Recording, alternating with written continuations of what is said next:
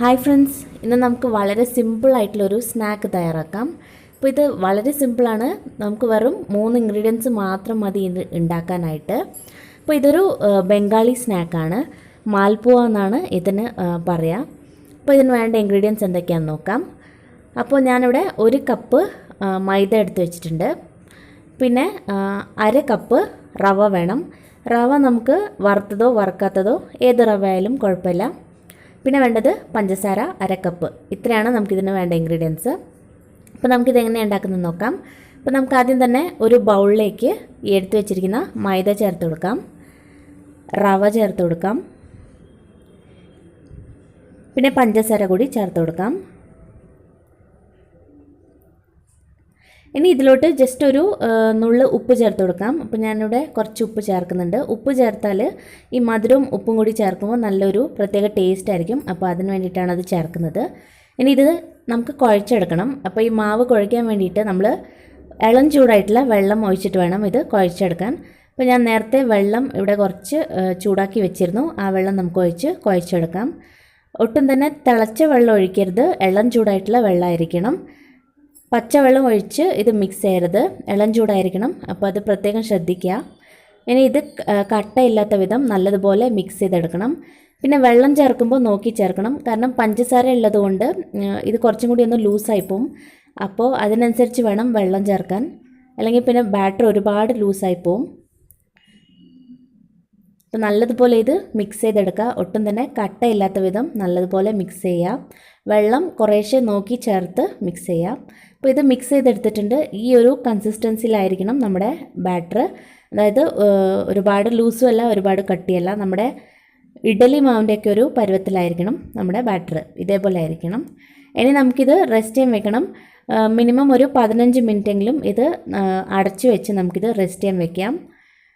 ആ സമയം കൊണ്ട് നമ്മുടെ റവയൊക്കെ നല്ലതുപോലെ കുതിർന്ന് റെഡിയായി കിട്ടും. ഇപ്പോൾ ഒരു 15 മിനിറ്റ് എന്തായാലും റെസ്റ്റ് ചെയ്യാൻ വെക്കാം. അതിന് ശേഷം നമുക്കിത് ഉണ്ടാക്കി തുടങ്ങാം.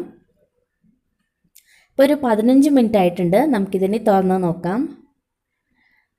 നമ്മുടെ റവയൊക്കെ നല്ലതുപോലെ കുതിർന്നിട്ടുണ്ട്. ഇനിയിപ്പോൾ നമുക്കിതൊന്ന് മിക്സ് ചെയ്ത് നോക്കാം. ഇതിൻ്റെ ഒരു കൺസിസ്റ്റൻസി ഇപ്പോൾ നല്ല കറക്റ്റായിട്ടുള്ള കൺസിസ്റ്റൻസിയിൽ തന്നെയാണുള്ളത്. അഥവാ കുറച്ചും കൂടി ഒന്ന് കട്ടിയായി പോയതാണെങ്കിൽ, നിങ്ങൾക്ക് അങ്ങനെ കട്ടിയായി പോയി തോന്നുന്നുണ്ടെങ്കിൽ ജസ്റ്റ് കുറച്ചുകൂടി വെള്ളം ഒഴിച്ചൊന്ന് ലൂസാക്കിയാൽ മതി. പിന്നെ വെള്ളം ഒഴിക്കുമ്പോൾ നമ്മുടെ ഇളം ചൂടായിട്ടുള്ള വെള്ളം തന്നെ ഒഴിക്കണം. അപ്പോൾ ഇതിപ്പോൾ കറക്റ്റ് കൺസിസ്റ്റൻസിയാണ്, അതുകൊണ്ട് ഞാനിപ്പോൾ വെള്ളമൊന്നും ചേർക്കുന്നില്ല. ഇനിയിപ്പോൾ നമുക്ക് ഉണ്ടാക്കി തുടങ്ങാം. അപ്പോൾ ഞാൻ നേരത്തെ എണ്ണ ചൂടാക്കാൻ വെച്ചിരുന്നു. എണ്ണ നല്ലതുപോലെ ചൂടായി തുടങ്ങിയിട്ടുണ്ട്. ഇനി നമുക്ക് ഒരു തവി മാവ് ഇതേപോലെ ഒഴിച്ചു കൊടുക്കാം. ഈ മാവ് ഒഴിക്കുമ്പോൾ മീഡിയം ഫ്ലെയിമിൽ വെക്കണം. അതിന് ശേഷം നമ്മൾ പൂരിയൊക്കെ ഉണ്ടാക്കുന്ന പോലെ തന്നെ സ്പൂൺ വെച്ചിട്ട് എണ്ണ ഇതേപോലെ ഒഴിച്ചു കൊടുക്കുക. അപ്പോൾ നല്ലതുപോലെ ഇതിങ്ങനെ പൊങ്ങി വരും. ഇതേപോലെ തന്നെ ചെയ്യണം. ഓരോ സ്പൂൺ മാവ് ഇതേപോലെ ഒഴിച്ച് നല്ലതുപോലെ എണ്ണ ഇതിൻ്റെ മുകളിലേക്ക് ഇങ്ങനെ ഒഴിച്ചു കൊടുക്കുക. അപ്പോൾ നല്ലതുപോലെ ഇത് പൊങ്ങി വരും. ഇത് നല്ലതുപോലെ പൊങ്ങി വരും.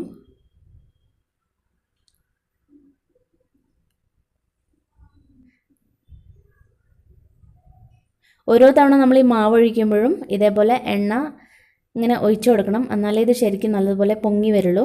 പിന്നെ മീഡിയം ഫ്ലെയിമിലാണ് ഇപ്പോൾ ഉള്ളത്. ഒട്ടും തന്നെ ഹൈ ഫ്ലെയിമിൽ വെക്കരുത്. മീഡിയം ഫ്ലെയിമിൽ വെച്ചിട്ട് ഇത് നല്ലതുപോലെ നല്ലൊരു ഗോൾഡൻ കളർ ആവുന്നത് വരെ നമുക്കിത് വറുത്തെടുക്കാം.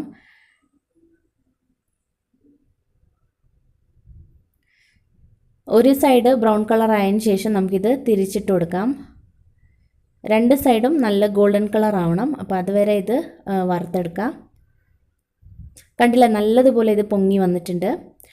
ഇതിപ്പോൾ നല്ല ഗോൾഡൻ കളർ ആയിട്ടുണ്ട്. 2 സൈഡും വെന്തിട്ടുണ്ട്. ഇതിനി നമുക്ക് എടുത്ത് മാറ്റാം.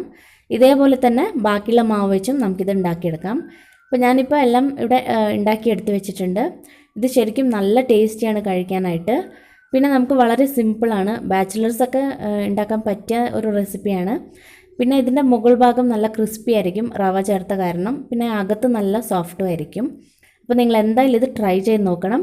പിന്നെ ഈ വീഡിയോ ആദ്യമായിട്ട് കാണുന്നവർ എന്തായാലും സബ്സ്ക്രൈബ് ചെയ്യണം. Thank you.